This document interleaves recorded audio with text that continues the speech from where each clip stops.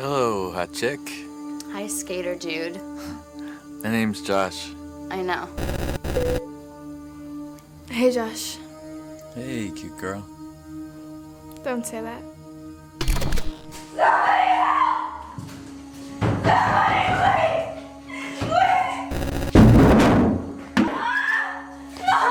No, Megan! Megan, no!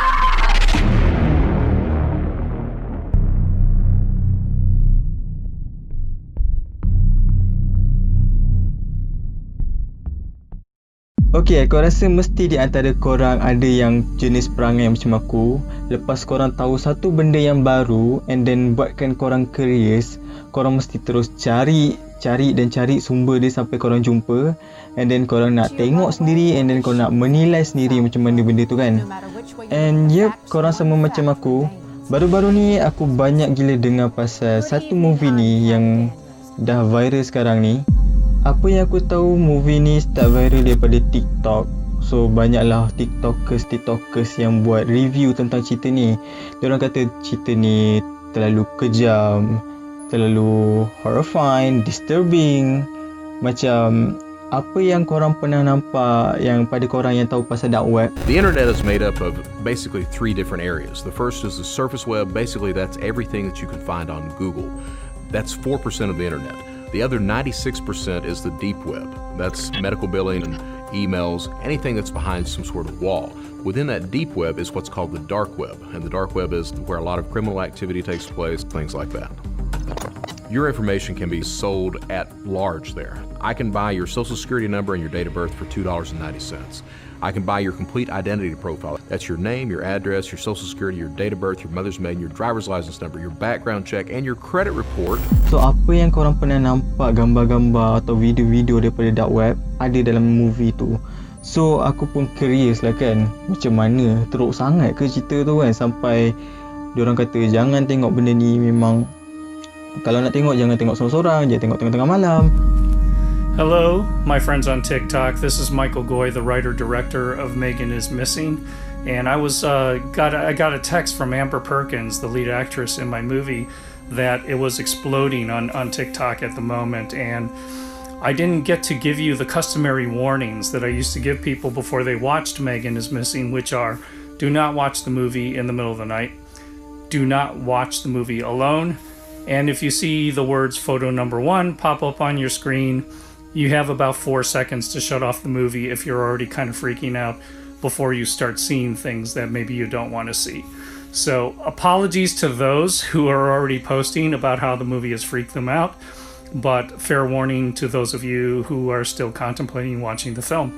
Thanks. And aku pergi tengok cerita tu.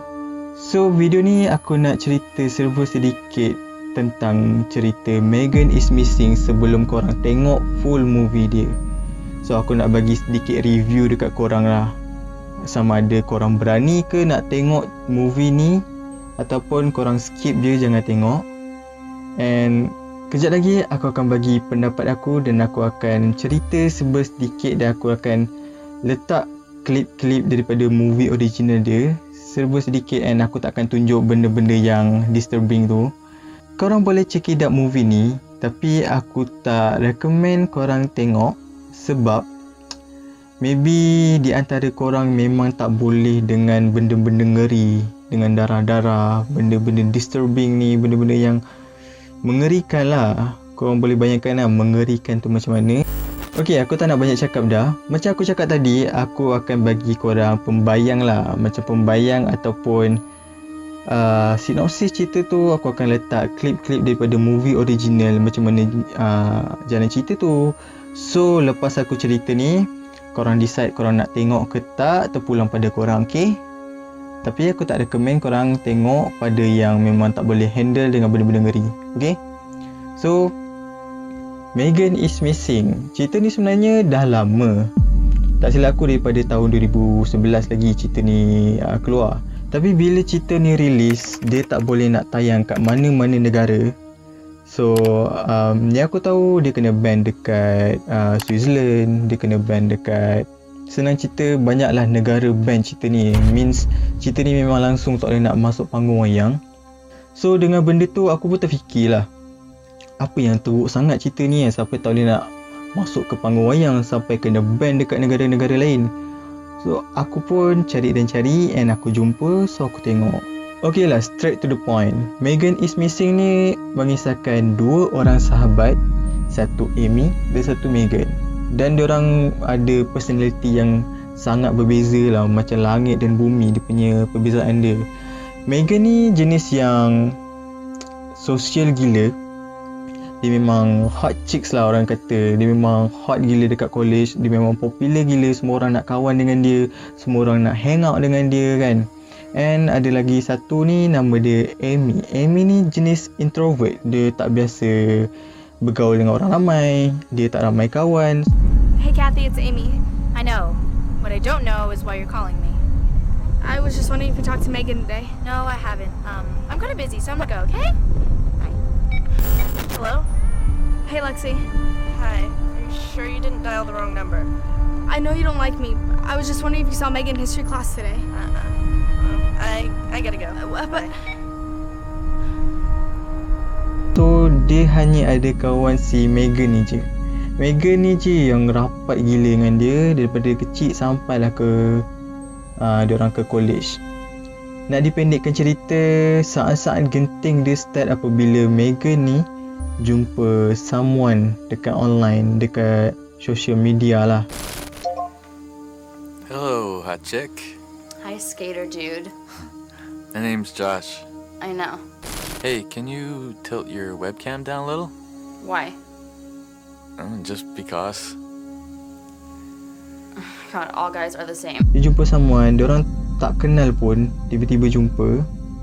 And then macam biasalah, bila lelaki dengan perempuan ni dah berchat-chat, adalah yang mengayat kan.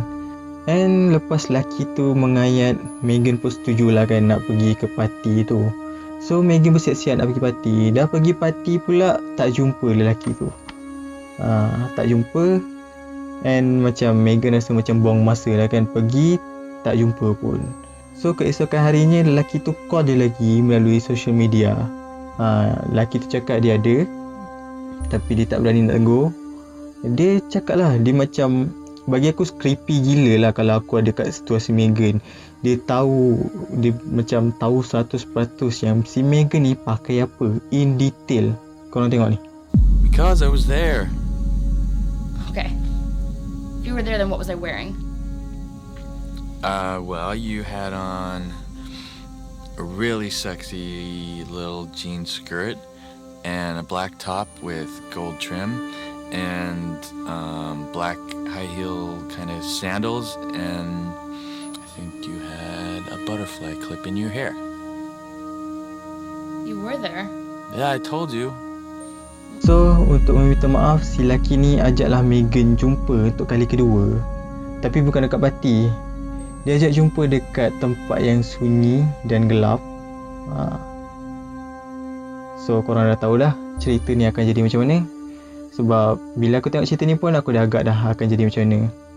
Lepas Megan jumpa lelaki tu, yap, Megan is missing. Good evening, I'm Callie Daniels. Megan Stewart, a beautiful, popular 14-year-old girl, vanished without a trace after going out with friends 2 days ago.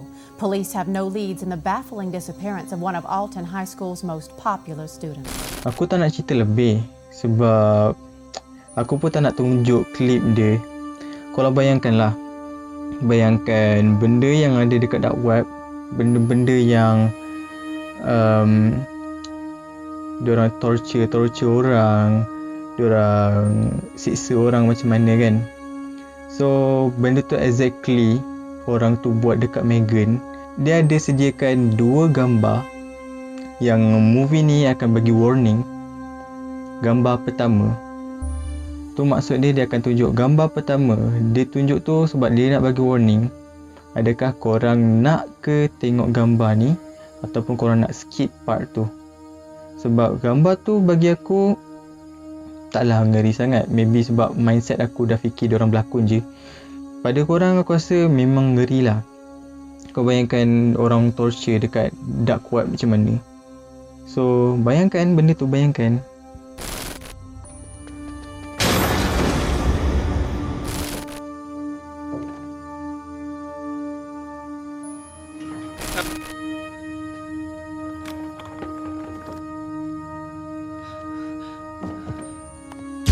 korang bayangkan diorang buat apa dekat Megan?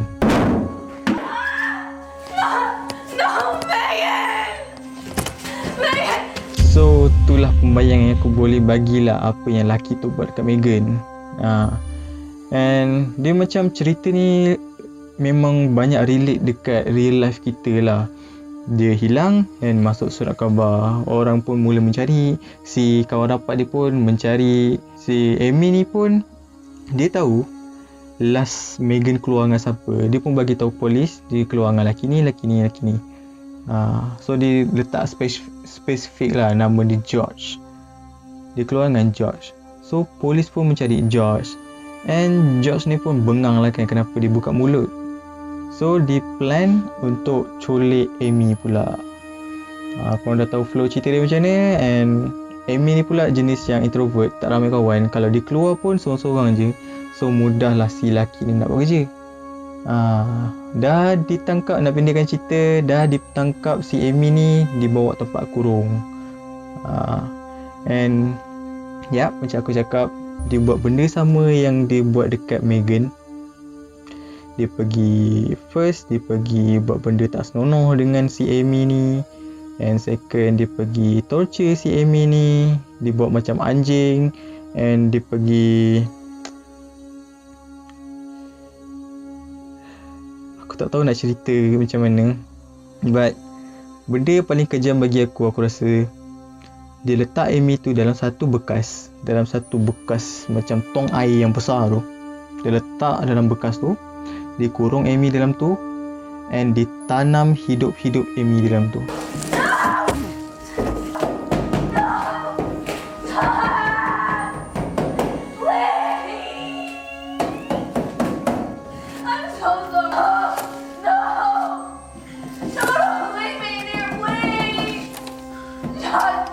So pada aku benda tu paling kejam lah. Korang tak bayangkan, korang tanam orang hidup-hidup.